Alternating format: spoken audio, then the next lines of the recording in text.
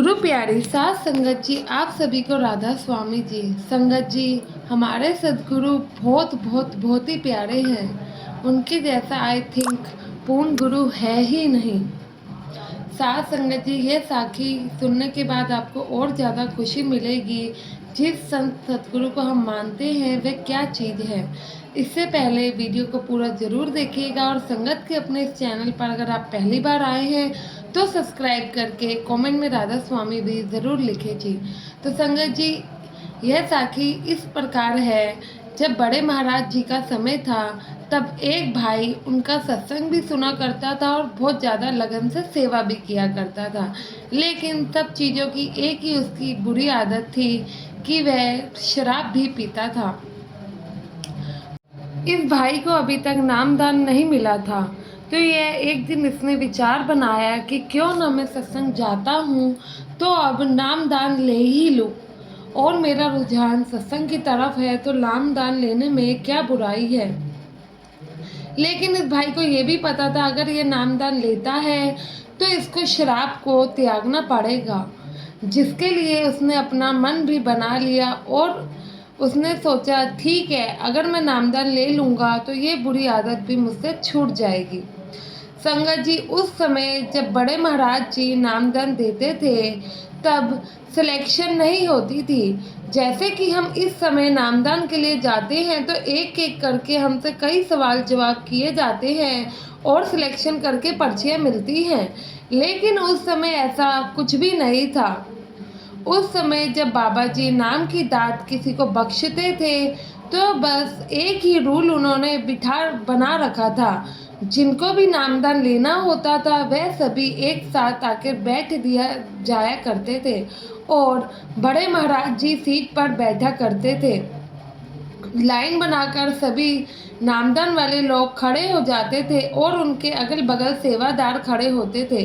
एक एक करके वह बाबा जी के सामने आते और जिनको बाबा जी ने नामदान देना होता था उनको इशारों में लेफ़्ट या राइट कर दिया करते थे, जिनको नामदान के लिए रखना होता था। और जिसको नहीं रखना होता था वह व्यक्ति को किसी भी तरीके से महाराज जी मना कर दिया करते।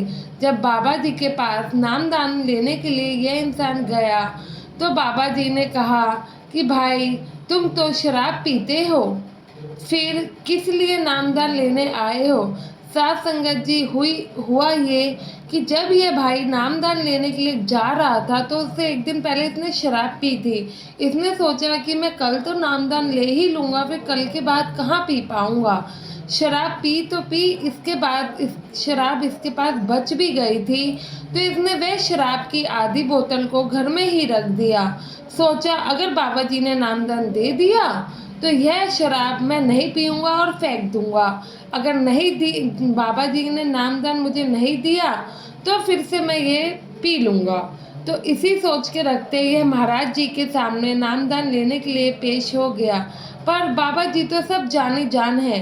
बाबा जी को जो भी नामदान वाले लोगों से क्वेश्चन करना होता था वह ज़रूर कर लिया करते थे। तो महाराज जी इनसे कहते हैं, क्यों भाई, कैसे आना हुआ। महाराज जी फिर वह कहते हैं, बाबा जी मुझे तो नामदान चाहिए। तो महाराज जी कहते हैं, क्या तुम शराब पीते हो। तो ये भाई बिल्कुल सच बोलता है, हाँ मैं शराब पीता हूँ, लेकिन अगर मुझे नामदान मिल जाएगा तो मैं नहीं पीऊँगा। तो महाराज जी कहते हैं, बेटा जो तुम पहले से ही अपने घर में आधी बोतल शराब की छोड़ कर आए हो तो पहले उसे तो ख़त्म कर लो, उसके बाद मेरे पास आना। साथ संगत जी, महाराज जी ने एक इशारा किया और उसको रिजेक्ट कर दिया। जब वह रिजेक्ट हुआ तो उसे बहुत दुख हुआ, बाहर आके बहुत ज़्यादा रोता है। कहता है कि मैंने कहा तो था कि बाबा जी नामदान दे देंगे तो मैं नहीं पीऊँगा, फिर भी बाबा जी ने मुझे नहीं चुना। मैं तो हमेशा ही सत्संग के लिए आता हूँ, सेवा भी लगन से करता हूँ, फिर ऐसी क्या गलती हो गई जो बाबा जी ने मुझे नहीं चुना। संगत जी, वह भाई सत्संग ही घर में बहुत रोता है। काफ़ी उसे मतलब कि हादसा लगता है, लेकिन जब रो रो के शांत हो जाता है बाद में उससे एक बात की बहुत ज़्यादा खुशी होती है। खुशी इस चीज़ की कि जिस गुरु से वह नामदान लेने जा रहा है वे एकदम पूर्ण गुरु है, जानी जान है। जिस चीज़ की किसी को खबर नहीं, उस चीज़ की उसे खबर है। कैसे हमारे सद्गुरु जी ने उन्हें कह दिया कि भाई तुम्हारे घर में जो पहले से शराब है वह ख़त्म करके आइए। क्यों? क्योंकि हमारे सद्गुरु है ही जानी जान। तो वह कोई आम इंसान नहीं है। अगर वह आदमी सोचता है, अगर मैं नामदान ले भी लेता लेकिन कभी भी गलत काम करता, तो मेरे मन में यही आता कि शायद मुझे कोई नहीं देख रहा। लेकिन इस हादसे से तो मुझे यह पता लग गया, कुछ भी करने से पहले मुझे 10 बार सोचना होगा क्या ये काम सही है या नहीं। क्योंकि एक है जो मुझे हमेशा देख रहा है, वह मेरे सद्गुरु हैं। संगत जी, सद्गुरु अपने सभी बच्चों पर नज़र रखते हैं। उनकी दया मेहर की दृष्टि सभी बच्चों के ऊपर है। ये मत सोचिए कि उन्हें किसी बात की खबर नहीं। वह जानी जान है, जिनसे हम झोली फैला के मांगते हैं और वह हमें देते हैं। तो वह सब चीज़ की खबर रखते हैं। जो हम उनसे साझा नहीं भी करते हैं ना, वह भी उन्हें पता है। सुख तो हम कभी उनसे नहीं बताते, दुखी दुख में हमेशा ही याद करते हैं। साथ संगत जी, हमारे सद्गुरु हमसे कुछ नहीं चाहते हैं, बस हर पल उनका शुक्राना अदा करते रहिए। नामदान की बख्शिश, नामदान की दात अगर उस सद्गुरु ने आपको बख्श दी है तो अपने आप को खुशकिस्मत समझिए। उसका पूरा पूरा लाभ उठाइए, नाम का सिमरन करें। हर पल, हर वक्त, हर सुख का, हर दुख का, हर दिन का, हर सांस का उस सद्गुरु को शुक्राना करना कभी मत भूलो।